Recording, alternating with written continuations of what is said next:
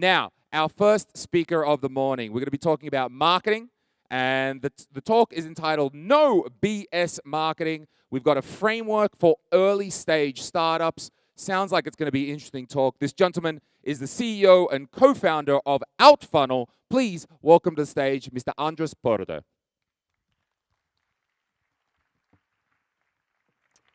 Hey, tere hommikust, good morning. Good morning.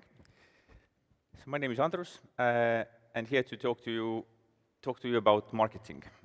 Namely, it's a no BS marketing framework. What does that mean? No BS means three things. First, it works. I've used it to drive many millions of dollars of monthly revenue in several different companies. It means there's very few fancy concepts, and it's very commonsensical, almost maybe too commonsensical for some of you. I've worked with many CEOs and CFOs and boards, and I've learned that they don't like marketers using fancy words. So no fancy words in this talk. But what CFOs and CEOs like are spreadsheets. So in this talk, embedded in this talk, there are two spreadsheets, hopefully useful to some of you. And framework means that it's not a one-size-fits-all answer to your marketing problems, or like 7 tips to conquer the world, to become the hero. It's more a way to look at your marketing and think, which channel should I be using? Which skills do I need to hire into a marketing team? And that's the topic of the morning. Before I begin, I'd like to get some feedback from you.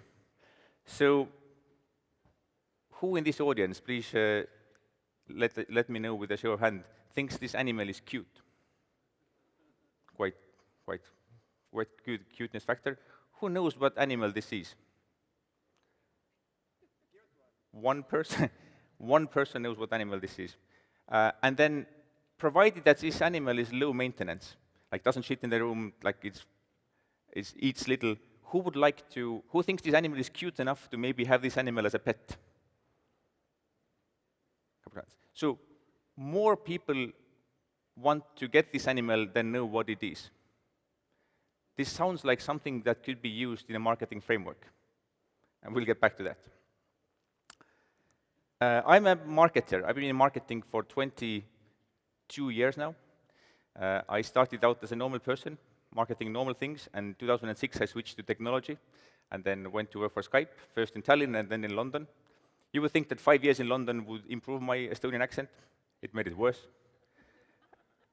Then from 2011 to 2017, I was head of marketing at Pipedrive. I was the first marketer in the team, and then built a team of 22 marketers in 3 countries, helped the company get to more than 50,000 paying customers, and then left at the end of 2017 to work on Outfunnel, which is a sales-centric marketing tool.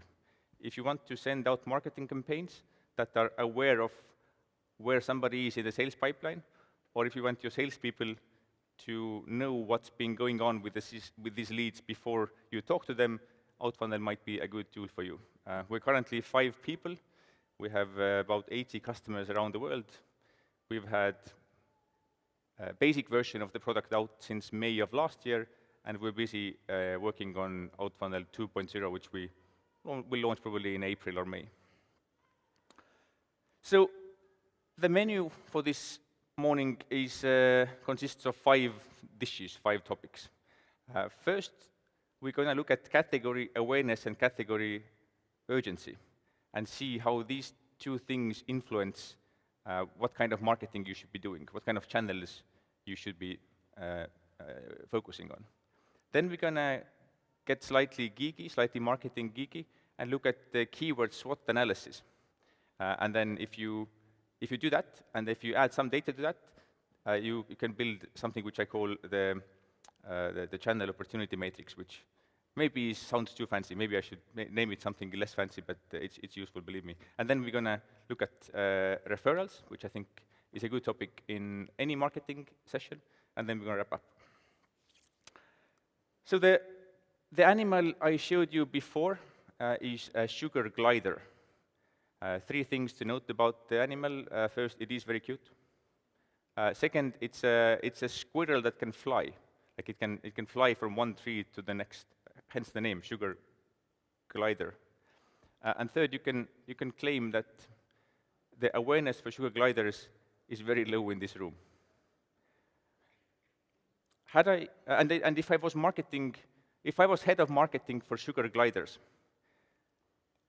if you don't know what it is, if people don't know what it is, they don't know to search for it, right? But if I wanted to market these animals, the best chance of marketing this animal to you would be to show you a picture of it and say, look how cute, would you like to get one? Had I shown you a picture of a dog, things would have been very different. Because most of you, or all of you, know what a dog is, right? And if you know what the dog is, you probably also know how to get one if you want one. And if you don't want to get a dog, it's meaningless for me to show you a picture of a dog and ask, would you like to get one, because you wouldn't want the dog. You know what it is and you don't want one. I could tell you about the features of a dog. Look, it has 4 paws. It has a snout. It farts on your sofa. But it wouldn't change your mind. But as a marketer, I know that some of you know what a dog is and want to get one. It's in my best interest to make sure that the people who are already looking for a dog, they find my pet shop, and then somehow my puppies stand out, if this makes sense. And it's exactly the same with software products and hardware products. There's things which are like guard dog type, like text processors or smartphones. Everybody knows what they are, and people who want one know how to get one. Then slightly fewer people know what the sales CRM tools or marketing tools are. Most of the people in the audience know what they are and how to get one, but some people use pen and paper and just struggle. Further beyond, on that axis, there's things which are quite specific, which have lower category awareness. Things like software for managing car fleet, which some people use a spreadsheet for, but some people know that, hey, there's a category of things called car fleet management software, I should probably get one. And then it can get even more obscure and more specific. There are brand new categories, there's a technology called serverless, and then this popped up maybe 4 or 5 years ago. Before that, nobody knew to look for serverless technology, and now they can. Or there's a thing called Airtable. Do you know what Airtable is? It's a bit of like it's a new tool which is a bit of a database, a bit of a spreadsheet, a bit of a workflow tool, and nobody's searching for, hey, I want a bit of a spreadsheet and a bit of a database. So it's establishing a new category, and in the beginning, the category awareness is 0. So broadly, there's products which are dog types and sugar glider types, and many products are somewhere in between. They are hybrids. They are dogs with wings. Can you put your product and service on that axis? It shouldn't be too hard. And show me like a slight nod if you think you can put your product on that axis. Many people nodding, thank you. But this one axis is not enough. You need to get a bit more specific, because they may know that the thing exists or the category exists, but have no intention to activate and start buying. I bet that we all know what this device is, but very few of us have bought one of these in the past 12 months, right? And similarly, take things like gym memberships. We know what gym memberships are all year long, but only in the first 2 weeks of January we do actually activate and kind of sign up, and gyms are too packed to visit. And if you put these two things together, so you have category awareness, are people aware of your category of products, and category urgency, do they feel the urge to act right now, then you get a bit of a matrix. In marketing, there's a term called demand generation, driving new leads. Demand generation is more like demand harvesting if you are in the top right corner of this chart. High category awareness, high category urgency. There's people every day actively looking for your product and service. I'm selling marketing software right now. I'm pretty close to that part of this matrix. If you are in the bottom right corner, you have high category awareness and low urgency. You are what VCs would call a vitamin. So it's definitely useful, no doubt about that, but it's not pressing enough to act on it today. Maybe tomorrow, maybe the day after tomorrow. If you are in the top left corner, high category urgency and low category awareness, you are what some VCs will call a painkiller. So when the need comes, people are very actively searching for solutions in that category, but you have very little control over when it will happen and how many people will this happen to. And then marketing is very different if you operate in an area which is low category urgency and low category awareness. And if you know where you are on that chart, and like I said, most companies are somewhere in the middle, but the one side dominates.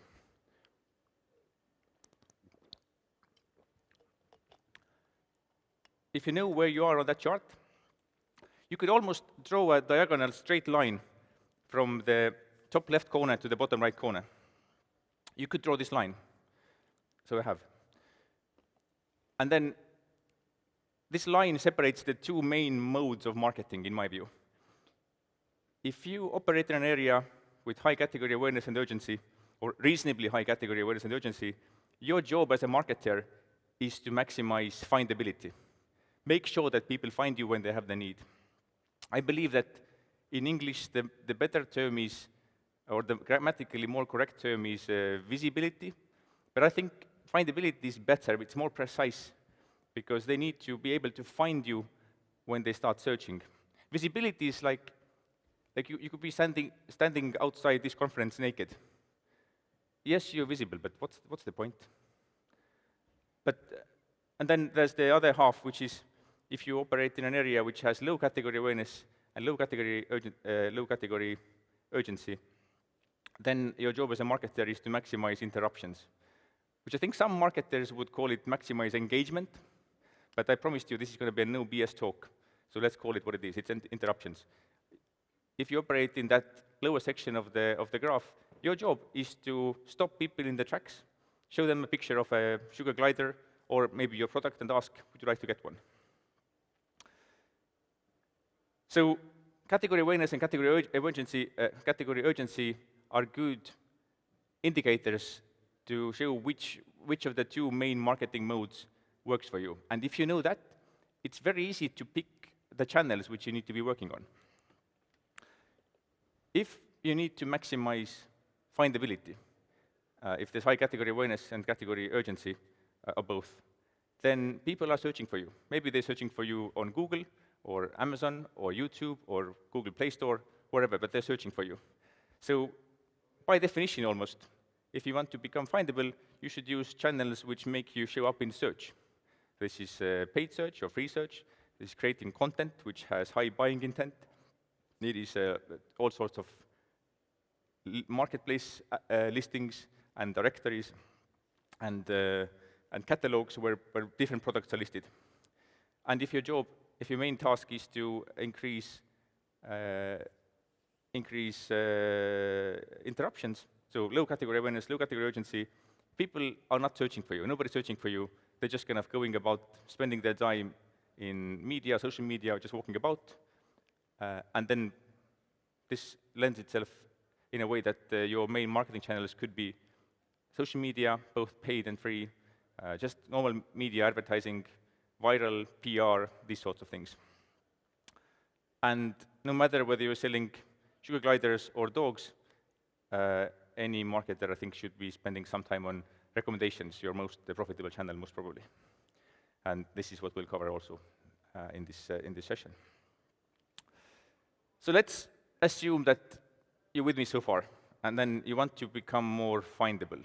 And the logic also applies to become, drive more interruptions, but let's work on this findability bit for the next example. So let's see, I want to become more findable. Who for? Or everybody who's searching anything, or specific topics, or specific keywords? There's an exercise for that. So the example is, let's assume I'm a marketer whose job is to sell a sales management software product. And there's only 4 keywords to choose from. for some reason. Actually, I mean, in reality, there's many more keywords to choose from. But in this example, we don't need any more keywords. We just need the 4. And I'd like to ask you to help me decide if I knew that these are the 4 keywords, and this is the search volume, the number of times these keywords are searched for each month, where should I could only pick one of these keywords. Where should I focus? Which one should I pick? Please show by raising your hand if you think that the first keyword, customer relationship management, should be my only keyword, my top keyword. A few people. Sales quotes, almost nobody. Sales pipeline management, many more people. And then sales pipeline report, a few hands. So many of you didn't raise a hand, which kind of was the right answer, because the point is that you need more. You need to know more than just the search volume in order to decide which keywords to pick. This next slide can seem a bit technical, because it is. But the principle behind it is very simple. So in order to decide which keywords, which topics to work on, you need to know 3 things. First, the search volume, how many times this keyword is used. Then you need to look at the difficulty or competitiveness. How many other companies, brands, media sites are targeting the same keyword? How much other content is already out there targeting the same keyword?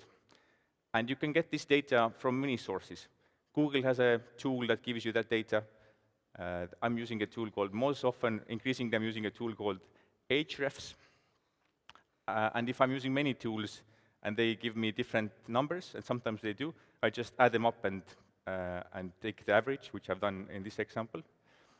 So keyword volume, keyword difficulty or competitiveness, and then relevancy, your subjective assessment on, is this thing relevant to what I'm selling? And then if you add these all up, you get what I call total opportunity score. And notice that whereas in the keyword volume, the first 2 keywords, there's about 100 times difference between the first 2 keywords. The total opportunity score, it's about 2 times, so much less. So it makes sense to take all these signals into consideration when you're deciding what topics and keywords to pick. This exercise in marketing world is called keyword research.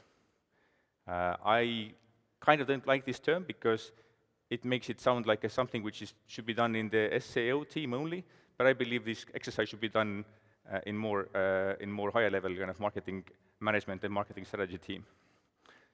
There's a few of these slides contain links in the bottom right corner. You can find articles if you click through or type in these links.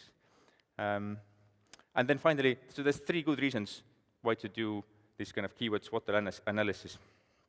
First is you'll know what topics and keywords to target. Second, you'll know exactly what language to use in your marketing. Do you talk about sales funnel management or sales pipeline management, for instance? And thirdly, if you do this exercise, you can go 1 step beyond this and then prepare a very detailed plan which channels exactly to work on and how. And I'm going to show you how to do this.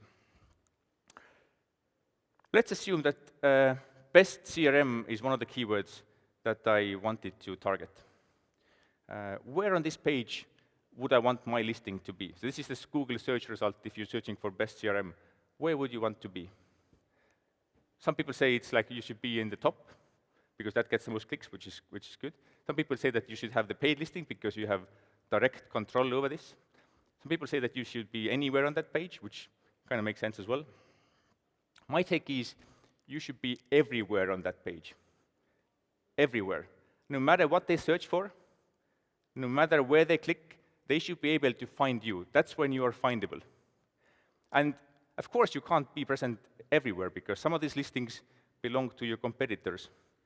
And there's no good way, there's no legal way to be present on all the sites. But in theory, at least, you can reach 100% visibility if you plan to be present everywhere on that page. So here's an example. So in this example, I'm taking 8 keywords, and each of the 8 keywords has 10 Google search results. If I had 100 keywords, it would be 1,000 slots. Here, this is 8 times 10, 80 slots. And I've mapped out, I've looked at what comes up with Google for each of the 8 keywords, and I've made this mapping. And you can see that about 20 of these 80 slots are competitors. So these are out of the question. I can't be present on these sites. Another 20 are directory sites, like Capterra and GetApp, these kind of SaaS-specific marketplaces or listing sites.